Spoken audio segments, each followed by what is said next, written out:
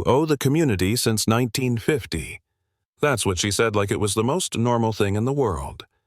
She dropped a $27,000 bill on my porch while I was sanding the handrails of my newly restored lakefront mansion. 27 grand for legacy dues. I bought a house, not a time machine. At first, I thought it had to be a mistake, maybe some mix-up with the paperwork. But as soon as she smiled that sugar-coated smile and said, "We expect payment within 30 days," I realized this wasn't a mistake, it was a setup. I'm Evan Miles. 6 months ago, I bought a crumbling 1920s mansion by the lake, poured every weekend and every dollar I had into bringing it back to life. New cedar shingles, hand-restored porch brass fixtures polished until they caught the morning sun. It was finally everything I dreamed of until Elaine Porter showed up.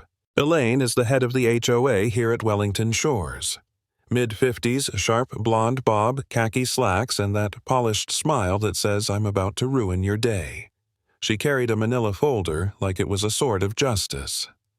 "Evan," she said sweetly, "you've done such a beautiful job restoring this property. It really captures the historic character." Then came the dagger.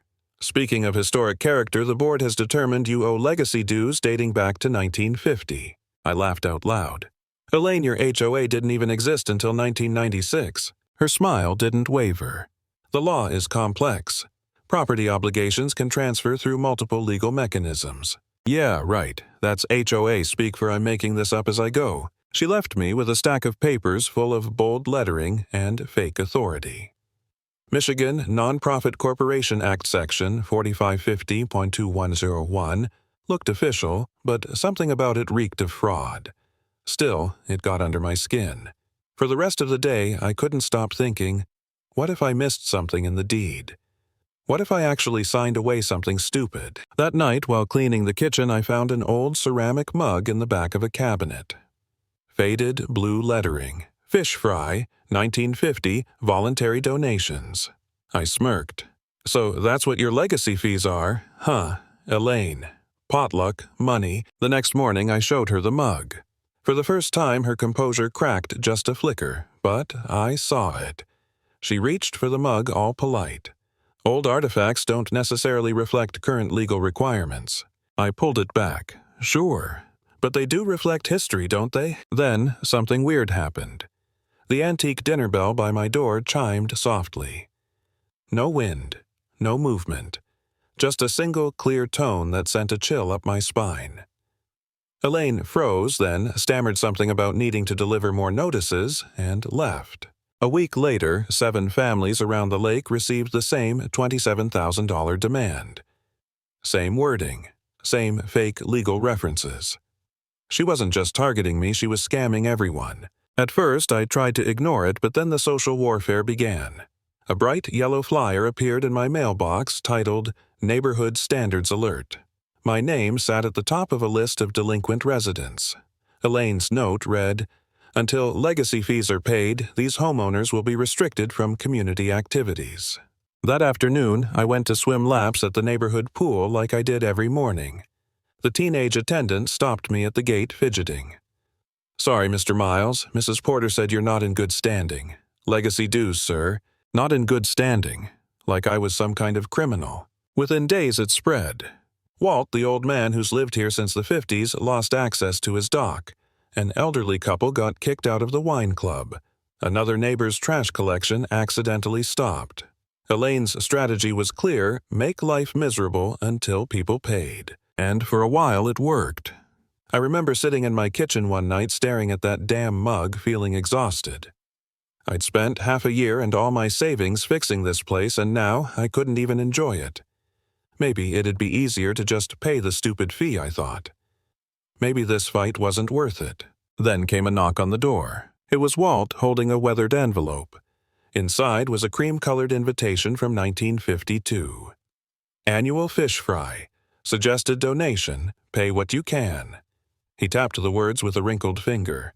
"Elaine's twisting our history, son. It was never mandatory." Not long after, a woman I recognized jogged up the driveway. Lily Carter, early 30s, confident, sharp eyes. "Mind if I join?" "I used to be the HOA secretary. she said. Quit when Elaine started playing games with the books. That night on my porch, the three of us formed a small rebellion. Walt had records Lily knew the bylaws, and I had the stubbornness to see it through. We dug up everything. The HOA incorporation date 1996. Michigan law, all fees must serve current community needs. And that fish fry tradition voluntary donations, never debts. Elaine's scheme wasn't just illegal, it was laughable. But before we could act, she struck back. 5 days later, a heavy knock rattled my door. Elaine stood there with a large man in a fake county inspector uniform. "Mr. Miles," he said, voice stiff. "I'm Inspector Bradley with the County Compliance Office. We've received reports of your refusal to honor community obligations." I eyed his badge, a laminated card with no seal, no number, no nothing. "May I see your credentials?" He hesitated. Elaine cut in fast. "Mr. Miles, the inspector has full authority to enforce compliance." I crossed my arms. "Funny. County inspectors don't show up unannounced for HOA drama. Let's call the assessor's office and verify." The man's eyes darted. "That won't be necessary." "Perfect," I interrupted. "We'll call together." By now, half the neighborhood had stepped outside watching. Then Lily appeared, phone in hand. Inspector Bradley. Or should I say Robert Fletcher, Elaine's brother-in-law from Grand Rapids. The man went pale. Elaine's mouth opened-closed, then opened again, but nothing came out. Walt shouted, "Lady, I've seen real inspectors since Eisenhower. This clown couldn't fool a third grader." The crowd erupted. Elaine tried to recover. "This is just a misunderstanding, but the damage was done." Her fake authority had just blown up in her face in front of everyone. After that, there was no going back. We filed a formal hearing request under the Michigan Homeowner Bill of Rights. Elaine couldn't dodge it. The law required her to host it. That night, the community center was packed. Elaine sat up front tight, smile, pretending to be in control. "Mr. Miles," she said, "your complaints are based on technicalities. Our traditions extend beyond mere paperwork." I laid my evidence on the table: photographs, legal documents, ledger books from the 50s, all proving her story was a fabrication. Walt testified that the fish fry was always voluntary. Lily walked the crowd through the legal violations: no community vote, no 90-day notice, no budget justification. Finally, I turned to Mark Benson, the HOA treasurer, a quiet man who'd looked nervous all evening. "Mark," I asked, "how much money has already been collected for these legacy fees?" He swallowed hard. "About $47,000 from 3 families." The room went silent. I pressed further. "And how much of that has been spent?" He hesitated. $43,000. You could feel the air leave the room. On what I asked: board enhancement expenses, conferences, leadership training, translation vacations, and personal perks. Elaine's face was stone, but her hands trembled.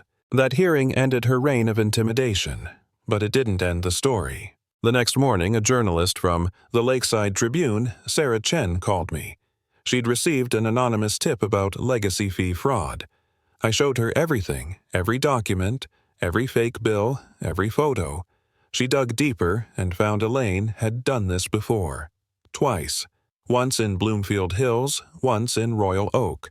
Same playbook, same fake legal language, same intimidation tactics. Her article hit the front page. Legacy, fee, fraud targets, lakefront communities. Within 24 hours, the Michigan Attorney General's office launched a full investigation. 2 days later, police cars rolled into Wellington Shores. They went straight to Elaine's house. She stood on the porch, face pale, as officers led her away in handcuffs. Inside her home, they found the missing dinner bell, the one that kept ringing whenever truth surfaced. Hidden inside it were the original 1950 fish fry documents proving the tradition was voluntary. She'd stolen and hidden the evidence years ago. In the end, the Attorney General's report confirmed everything. Elaine had orchestrated similar scams in multiple neighborhoods, pulling in over $500,000 total. Fraud, conspiracy, racketeering, the works. Her treasurer cut a deal to avoid prison by returning the money. I watched from my porch as police carried boxes of her files out of her house, that same lake glinting in the background, the one she tried to use as her gold mine. When the last cruiser disappeared down the street, I finally exhaled. The air felt lighter.